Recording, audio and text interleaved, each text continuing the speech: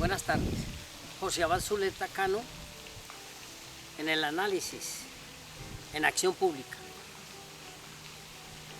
Todos los medios de comunicación, todos los comentaristas, hoy como nunca, están concentrados en desarrollar todo lo que tiene que ver con la práctica espiritualista, no espiritista, espiritualista.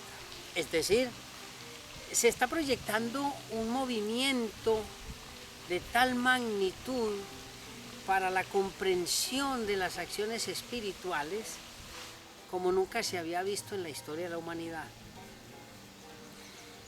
Pero parece que esos analistas desconocen que los comienzos de la humanidad se dan a partir del comienzo del análisis de la existencia espiritual.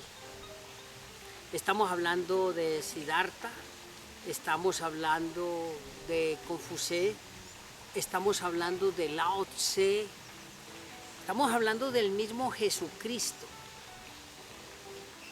Unos le llaman la iluminación, otros le llaman el conocimiento del todo, otros el equilibrio o el nirvana. El hecho es que la búsqueda de la espiritualidad es un movimiento desaforado hoy. Claro, cuando uno lee el Tao Te Ching, es decir, el camino, uno encuentra allí no lecciones para aprender de memoria, sino historias a través de las que, si se analiza en profundidad y se comprende, se puede entender la importancia del camino de la espiritualidad. Por eso, hoy está en pleno auge el estudio de la ciencia Zen. Claro, porque todo en la sociedad actual y de siempre es una moda, es algo novedoso. Bueno, creen algunos que la ciencia Zen es algo novedoso, resulta que no. La ciencia Zen viene con nosotros desde el mismo origen de la humanidad.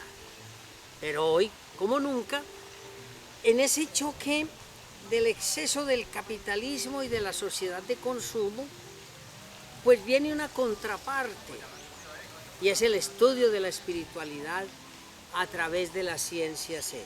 Escúcheseme, ciencia Zen, no religión Zen, no espiritualidad Zen, no, es una ciencia, y es una ciencia que tiene su método propio. ¿Qué es lo que pasa?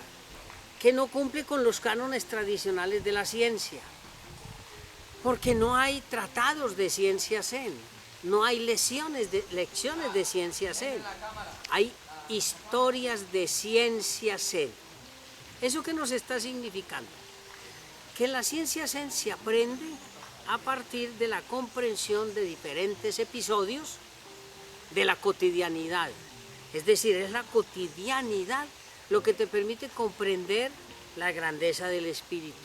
Y a partir de allí, en la medida en que se comprenden esos elementos cotidianos, se van llevando a la práctica, se va creciendo espiritualmente y empieza a encontrarse el camino, es decir, el Tao, el camino de la iluminación y de la grandeza espiritual.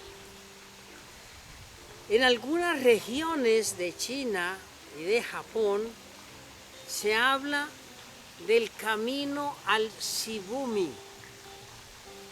El camino al Shibumi a través de la espiritualidad es el camino de la iluminación. Y entonces la ciencia Zen combina toda una serie de elementos de religión, de filosofía, de sociología, y a través de esas historias se busca el concepto, entender el concepto de igualdad, de grandeza espiritual, de bien, de eliminar el rencor, de eliminar el odio, y como dice Confucio, orientarse por los sentimientos superiores.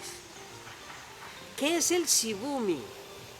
El Shibumi no es más que el equilibrio, lo que en algunas religiones se denomina iluminación, se denomina grandeza espiritual, se denomina el nirvana. Eso tiene que ver con la cotidianidad. Hoy más que nunca entonces vamos a regresar a las prácticas que utilizaba Siddhartha y que utilizaba el mismo Confucio de aprender conversando. Eso es el Zen, la grandeza espiritual a través de la cotidianidad. José Abad Zuleta Cano, Acción Pública.